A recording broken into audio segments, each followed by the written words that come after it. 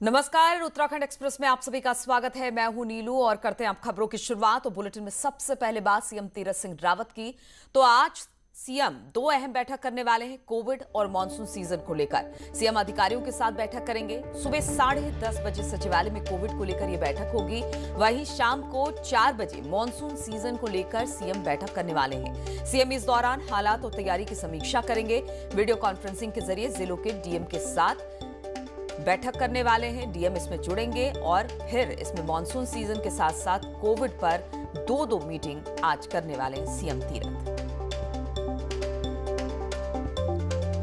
तो 2 मीटिंग है, एक 10:30 बजे सुबह कोविड को लेकर है और उसके बाद शाम के 4 बजे एक बैठक होगी जो मॉनसून सीजन को लेकर होगी, क्योंकि अब मॉनसून सीजन भी आने वाला है और लगातार मॉनसून सीजन में काफी ज्यादा दिक्कत उत्तराखंड के लोगों को होती है। सड़कें टूटती हैं, पहाड़ी दरकने का सिलसिला शुरू होता है, तो इसको लेकर भी किस तरह की तैयारी होनी चाहिए, इसको लेकर बैठक करेंगे। सभी जिले के डीएम जुड़ेंगे वीडियो कॉन्फ्रेंसिंग के जरिए सीएम से। तो आज दोनों बैठक काफी अहम मानी जा रही है, एक तो कोविड को लेकर और दूसरी मॉनसून सीजन को लेकर। तो कोविड और मॉनसून सीजन को लेकर यह मीटिंग है, क्योंकि हालात कोरोना से पहले ही खराब है। मॉनसून सीजन अब सर पर है, तो इसको लेकर अब सीएम बैठक करने वाले हैं। सभी जिलों के डीएम के साथ ये बैठक होगी। वीडियो कॉन्फ्रेंसिंग के जरिए ये बैठक होने वाली है। दीपांकर इस वक्त देहरादून से हमारे साथ जुड़ गए। दीपांकर, दो बैठक आज होने वाली है सीएम की। डीएम के साथ बैठक करेंगे, पहला तो कोविड को लेकर और दूसरा मॉनसून को लेकर। यानी पहले ही कोविड से हालात बहुत खराब है और दूसरा मॉनसून बिल्कुल सर पर है, तो कितना अहम ये दोनों बैठक? बिल्कुल नीलू, एक 10:30 बजे सुबह बैठक होगी, वो कोविड को लेकर होगी। खासतौर पर कोविड के अगर हालात को देखें तो पिछले जो हफ्ता अभी बीत रहा है, इस हफ्ते में केसेस में कमी आई है।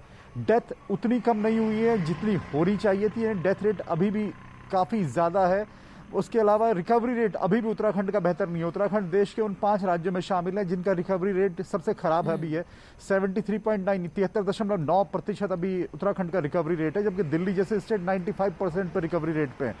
इसके अलावा सबसे बड़ी चुनौती यह है कि जो पहाड़ी डिस्ट्रिक्ट्स है वहाँ पर किस तरीके से संक्रमण की रोकथाम की जाए। वहाँ पर quarantine centre, isolation centres, oxygen की व्यवस्था और सारी व्यवस्थाएं कोविड को लेकर कैसी हैं, इसका मैनेजमेंट आज मुख्यमंत्री खंगालेंगे।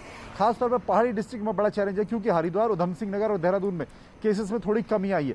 दूसरी बात यह कि जो मानसून अब आने वाला है 15 जून से, और जो बारिश हुई है पिछले 2 दिनों में 19 और 20 तारीख को उत्तराखंड के सभी जिलों में, और जगह जगह हमने देखा कि नुकसान भी उससे हुआ, लोगों की मौत भी हुई, इससे सड़कें भी टूटी। ऐसे हालात में अब जो मानसून सीजन आएगा उस चुनौती से किस तरीके से निपटा जाए, इसकी भी आज समीक्षा मुख्यमंत्री करने वाले हैं। हालांकि इसकी समीक्षा कुछ दिनों बाद होनी थी, लेकिन 2 दिन की जो बारिश रही पूरे राज्य में, उसने कहीं ना कहीं सरकार को इस बात के लिए अलर्ट किया है कि मानसून सीजन के लिए भी आपको वक्त पर तैयारी करनी होगी। यानी मुख्यमंत्री आज दोनों इन विषयों को लेके सभी जिलों के डीएम को कुछ नए निर्देश दे सकते हैं। इसके अलावा कैसी तैयारी रखी जानी है, इसकी आज समीक्षा होगी। नीलू, बिल्कुल। दीपांकर, आप लोग तो ग्राउंड जीरो पर रहते हैं, आप लोग भली भांति जानते होंगे कि किस तरह से वहां पर कोरोना की महामारी है और किस तरह से अब चूंकि मानसून सीजन आने वाला है तो चुनौतियां होंगी। तो इन दोनों का सामंजस्य कैसे बिठा पाएगी? क्योंकि अभी तक तो कोरोना से लड़ रही थी, जो दूर दराज के इलाके हैं वहां पर वैक्सीनेशन का काम सही तरीके से नहीं हो रहा है, और उस पर से अगर मानसून सीजन आ गया तो किस तरह से, कितनी बड़ी चुनौती सरकार के सामने होगी इन दोनों को लेकर? हाँ, सरकार के लिए चुनौती वाकई बड़ी होने वाली है। अगर बरसात इस बार भी ज्यादा रही, मानसून अगर ज्यादा भारी रहा, तो सरकार के लिए चुनौती वाकई बड़ी होगी। क्योंकि अक्सर हम देखते हैं कि बरसात के जो 4 महीने होते हैं, 15 जून से लेकर 15 सितंबर तक, इस दौरान हमने पिछले कुछ सालों में देखा है कई जगहों पर आपदा की घटनाएं होती है, बादल फटने की घटनाएं तो मई के महीने में इस बार हुई हैं। अगर ऐसा ही हाल मानसून के सीजन में रहा तो वहां पर दिक्कतें आएंगी। कनेक्टिविटी की बड़ी प्रॉब्लम आती है, लिंक रोड कई जगह टूट जाती हैं, पानी की, बिजली की, ऐसी तमाम समस्याएं बरसात के सीजन में आती है।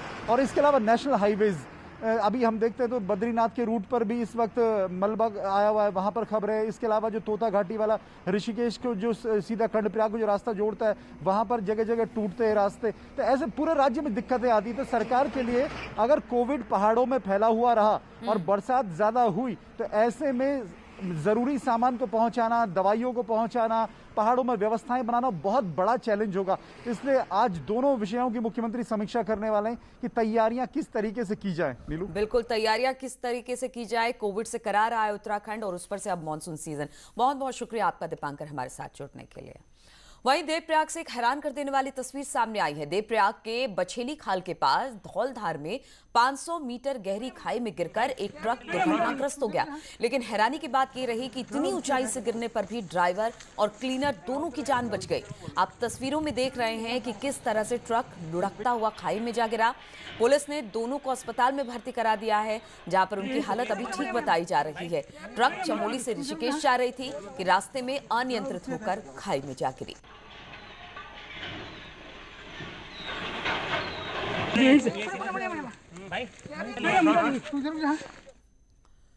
और हनुमान चट्टी और रंडांग बैंड के पास भारी मलबा आने के चलते बद्रीनाथ हाईवे बंद है। क्षेत्र में 2 दिनों तक खराब मौसम के बाद भले ही शुक्रवार को मौसम साफ रहा, लेकिन पहाड़ से मलबा आने का सिलसिला लगातार जारी रहा।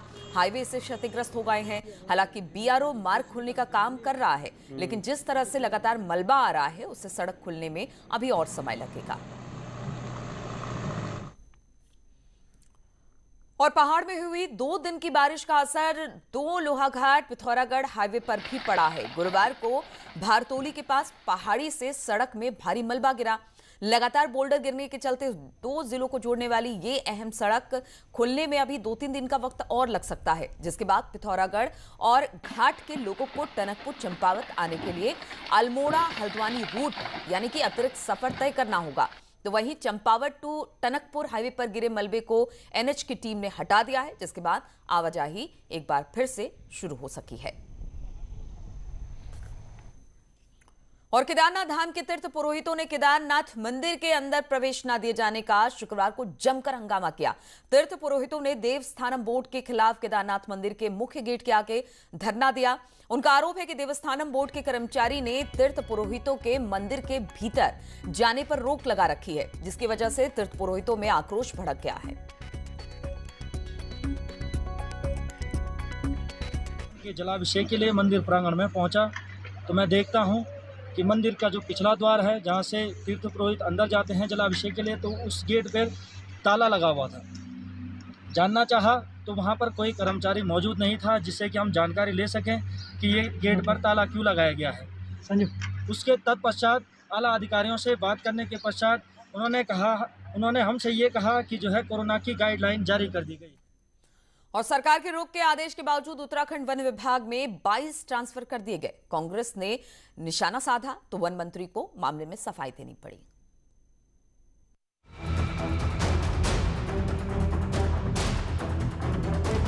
उत्तराखंड में बढ़ते कोरोना संक्रमण को देखते हुए 19 अप्रैल को सीएम तीरथ सिंह रावत ने विभागों में प्रशासनिक और अनुकंपा के आधार को छोड़कर बाकी सभी तरह के ट्रांसफर पर अगले आदेश तक रोक लगा दी थी। शिक्षा जैसे बड़े विभागों ने इसका पालन करते हुए रूटीन ट्रांसफर भी रद्द कर दिए, लेकिन इस बीच वन विभाग में स्वेच्छा और जनहित को आधार मानते हुए गुरुवार को 14 रेंजर और 8 अन्य कर्मचारियों के ट्रांसफर कर दिए गए। रोक के बावजूद हुए इन ट्रांसफर से अब अन्य विभागों के कर्मचारी भड़क गए हैं। कर्मचारी संघों का कहना है कि जब वन विभाग में ट्रांसफर हो सकते हैं तो दूसरे विभागों में क्यों नहीं। वहीं अब कांग्रेस ने भी आग में घी डालने का काम कर दिया है। यदि वन विभाग में ट्रांसफर हो सकते हैं तो अन्य विभागों में क्यों नहीं। शिक्षा विभाग में भी 77 कर्मचारियों के ट्रांसफर की कार्रवाई गतिमान है। अधिकारी वर्ग के ट्रांसफर हेतु आवेदन मांगे गए हैं। राजकीय शिक्षक संघ उत्तराखंड सरकार से मांग करता है कि शिक्षकों के ट्रांसफर हेतु ऑनलाइन आवेदन मांग करके काउंसलिंग के माध्यम से ट्रांसफर किए जाएं। शासनादेश निकालते हैं, सरकार नीति बनाती है, लेकिन उसके अनुरूप चल नहीं रही है। स्थानांतरण में आप देख लीजिए, जब सत्र को आपने शून्य घोषित कर दिया तो किस आधार पर जो है ट्रांसफर हो गए और क्यों ट्रांसफर की इन विषम परिस्थितियों में आवश्यकता पड़ रही है। उधर ट्रांसफर तो किए गए रेंजर और कर्मचारियों के, लेकिन वन मंत्री उदाहरण आईएफएस के ट्रांसफर का दे रहे हैं। कांग्रेस के बयान पर वन मंत्री का कहना है कि जो पढ़ा लिखा नहीं होगा उसको समझ में भी नहीं आएगा ट्रांसफर क्यों हुए। जो पढ़ा लिखा नहीं है या जिसको इशू बनाना है, जिसको समझ में कम आता है, जिसका दिमाग कम है, उसको समझ में नहीं आएगा कि ये क्यों हुआ। आप देखो ना, कोई ट्रांसफर है ही नहीं। अब जैसे मुख्यालय में देहरादून से देहरादून में वो प्रमुख वन संरक्षक मुख्यालय में था, तो उसको हमने MD बटिंगम बना दिया, वहीं देहरादून में ही मुख्यालय। बहरहाल ट्रांसफर का ये मुद्दा सरकार के लिए गले की हड्डी भी बन सकता है, क्योंकि रोक के बावजूद हुए इन ट्रांसफर ने अब दूसरे विभागों में भी ट्रांसफर की मांग को हवा दे दी है। कोटद्वार से अनुपम भारद्वाज के साथ देहरादून से सुनील नवप्रभात की रिपोर्ट। और उत्तराखंड में लगातार कोरोना का ग्राफ गिरता जा रहा है। राज्य में शुक्रवार को कोरोना के 3,626 नए मामले सामने आए, जबकि 70 संक्रमित मरीजों की मौत हुई है। वहीं आज ही 8,731 मरीज ठीक होकर डिस्चार्ज कर दिए गए हैं। राज्य में कोरोना के एक्टिव केस अभी भी 63,000 के पार हैं। आज देहरादून में 699, हरिद्वार में 535 नए केस सामने आए। वहीं नैनीताल में 555, उधम सिंह नगर में 383 नए मामले सामने आए हैं।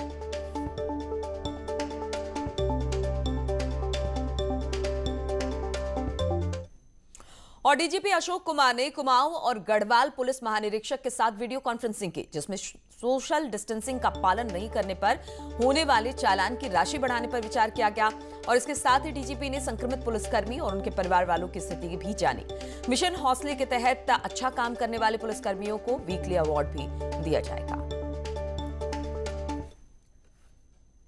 और नैनीताल जिला प्रशासन ने कई गांव में कोविड जांच कैंप लगाया, जिसके बाद अब भीमताल ब्लॉक के गांव में सैनिटाइजेशन का काम किया जा रहा है। साथ ही मास्क और ऑक्सीमीटर हर ग्राम प्रधान को दिया जा रहा है।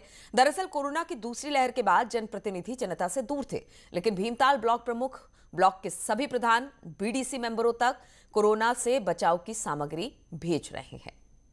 इससे क्या होगा कि अभी तक गाँव में ऐसा कोई पैमाना था नहीं कि लोगों के पास किसका हार्ट बीट क्या है, किसी की ऑक्सीजन लेवल क्या है। तो इससे हम अब ये फ़ायदा होगा कि जांच कर सकते हैं कि ऑक्सीजन लेवल किसका कितना है। किसी का यदि कम हो रहा है तो हम उसे ट्रीटमेंट दे सकते हैं। और अल्मोड़ा जिले में न्यूज 18 की खबर का बड़ा असर हुआ है। न्यूज 18 ने प्रमुखता से खबर दिखाई थी। स्वास्थ्य विभाग की टीम गांव में ना तो कैंप लगाकर सैंपल ले रही है और ना ही लोगों को दवाइयों के किट दे रही है। खबर दिखाए जाने के बाद विभाग हरकत में आया। अब गांव में कोरोना की जांच के लिए मोबाइल टीम बनाई गई है, जिसके साथ ही दवाइयों के किट भी लोगों को अब दिए जा रहे हैं।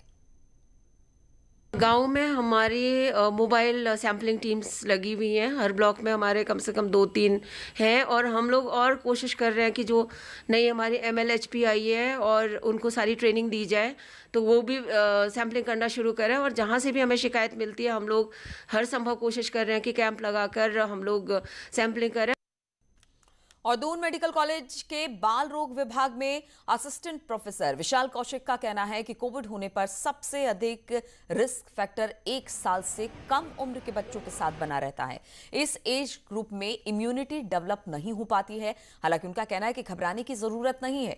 1 साल से 12 साल तक के बच्चों में सेकेंड वेव का कोई खतरा या कोई खास असर नहीं पड़ रहा है। वहीं डॉक्टर का यह भी कहना है कि यदि मां कोविड पॉजिटिव है और उसके माइल्ड सिम्टम है, तो वो बच्चे को ब्रेस्ट फीडिंग भी करा सकती है। मतलब जो रिस्क फैक्टर होता है हमारे पास, जो हमने बच्चों में देखा है, 1 साल से कम वाले जो बच्चों में, उनमें रिस्क फैक्टर थोड़ा ज्यादा होता है। 1 से 12 साल वाले बच्चे अभी भी वही एसिम्प्टोमेटिक और माइल्डली सिम्प्टोमेटिक कोर्स है बच्चों में। तो हमें विशेष ध्यान ये रखना है कि जो 1 साल से कम वाले बच्चे हैं, क्योंकि क्या होता है उसमें recurrent viral infections plus immunisation complete नहीं होता। अगर मदर सिर्फ एसिम्प्टोमेटिक या माइल्डली सिम्प्टोमेटिक है, तो वो जो प्रिकॉशंस है उनके साथ बच्चों को आराम से ब्रेस्ट फीड करा सकती है। और श्रीनगर गढ़वाल के राजकीय संयुक्त उप जिला अस्पताल को राज्य मंत्री धन सिंह रावत ने 5 ऑक्सीजन कंसंट्रेटर मशीन दी है। धन सिंह रावत ने कहा कि मेडिकल कॉलेज श्रीनगर के बेस अस्पताल को भी 70 ऑक्सीजन कंसंट्रेटर दिए गए हैं। उन्होंने कहा कि जल्द ही दोनों अस्पतालों में 30 और 10 बेडों का नया ICU बनकर तैयार हो जाएगा। श्रीनगर गढ़वाल में भाजयुमो कार्यकर्ताओं ने राज्य मंत्री धन सिंह रावत की मौजूदगी में 40 यूनिट रक्तदान किया और ये रक्त बेस अस्पताल के ब्लड बैंक को दिया जाना है। भाजयुमो कार्यकर्ताओं का कहना है कि यदि आवश्यकता पड़ी तो वो और भी रक्तदान को तैयार हैं। रामनगर में विधायक दीवान सिंह बिष्ट ने आयुष रथ को हरी झंडी दिखाकर रवाना किया और इस रथ की पहुंच ग्रामीण इलाके तक होगी, जहां पर कोविड संक्रमितों और लक्षण वाले लोगों को आयुष किट के साथ ही होम्योपैथी के इम्यूनिटी बूस्टर का वितरण किया जाएगा। इससे लोगों की रोग प्रतिरोधक क्षमता बढ़ सकेगी। ऋषिकेश के गंगा तट पर पर्यावरणविद सुंदरलाल बहुगुणा का राजकीय सम्मान के साथ अंतिम संस्कार कर दिया गया। उन्हें राजकीय सम्मान के साथ अंतिम विदाई दी गई उनके पुत्र राजीव नयन बहुगुणा ने अपने पिता को मुखाग्नि दी।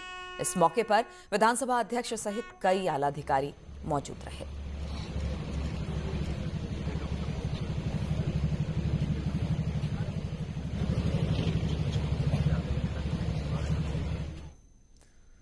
और सीएम तीरथ सिंह रावत ने सुंदरलाल बहुगुणा के निधन को राज्य के लिए ही नहीं बल्कि पूरे देश के लिए अपूरणीय क्षति बताया। उन्होंने कहा कि मैं ईश्वर से प्रार्थना करता हूं कि दिवंगत आत्मा को प्रभु अपने चरणों में स्थान दे। बहुगुणा जी का जाना सिर्फ उत्तराखंड के लिए नहीं अपितु पूरे देश के लिए अपूरणीय क्षति है। पर्यावरण संरक्षण के क्षेत्र में श्री बहुगुणा जी के कार्यों को इतिहास में सुनहरे अक्षरों में लिखा जाएगा। मैं ईश्वर से दिवंगत आत्मा को शांति प्रदान करने और शोकाकुल परिवारजनों को धैर्य व दुख सहने की शक्ति प्रदान करने की प्रार्थना करता हूं। टेहरी में जिला अस्पताल बौराड़ी हिमालयन जॉलीग्रांट पर एक बार फिर से लापरवाही का आरोप लगाया। दरअसल 19 मई को डिलीवरी के बाद नवजात की हालत बिगड़ने पर उसे हायर सेंटर रेफर किया गया, जिसकी रास्ते में ही मौत हो गई। इसको लेकर सामाजिक कार्यकर्ता अस्पताल के बाहर धरने पर बैठ गए और सीएमओ से इस बात की शिकायत की। वहीं सीएमओ ने मामले की जांच कर उचित कार्रवाई करने का आश्वासन दिया है। बच्चे को जब रेफर नीचे किया गया तो वहाँ पे लापरवाही सामने आई है। कोई सपोर्टिंग स्टाफ वहाँ बच्चे के साथ नहीं गया और रास्ते में बच्चे ने दम तोड़ा है, तो इसलिए दोबारा मुझे वहाँ पे धरने पे बैठना पड़ा। कल का जो इशू है वो भी रात को मेरे संज्ञान में आया था, तो उसमें मैं एक जांच भी बैठा रही हूँ किन परिस्थितियों में उन्होंने बच्चे को रेफर किया है। तो जैसे ही कोई दोषी पाया जाएगा तो उसके विरुद्ध जरूर कार्रवाई की जाएगी। अल्मोड़ा में कोविड कर्फ्यू में तस्कर सक्रिय हो गए हैं और शराब, चरस, स्मैक की तस्करी जमकर हो रही है। पुलिस ने पिछले 5 महीनों में ही जिले में स्मैक 245 ग्राम, चरस 7 किलोग्राम, गांजा 241 किलोग्राम पकड़ा है, जबकि अवैध रूप से शराब बेचने में 25 लोगों को पुलिस ने गिरफ्तार कर जेल भेजा है। एसएसपी ने कहा कि टीम बनाकर जगह जगह छापेमारी की जा रही है। अगर हम देखें तो स्मैक इस साल टोटल अभी तक 245 ग्राम पकड़ी जा चुकी है, चरस लगभग 7 केजी पकड़ी गई और गांजा 241 केजी पकड़ा जा चुका है। इस समय शराब पे विशेष कार्रवाइयाँ हो रही हैं। अभी तक 25 अभियोग जो है शराब पे अभी तक किए जा चुके हैं।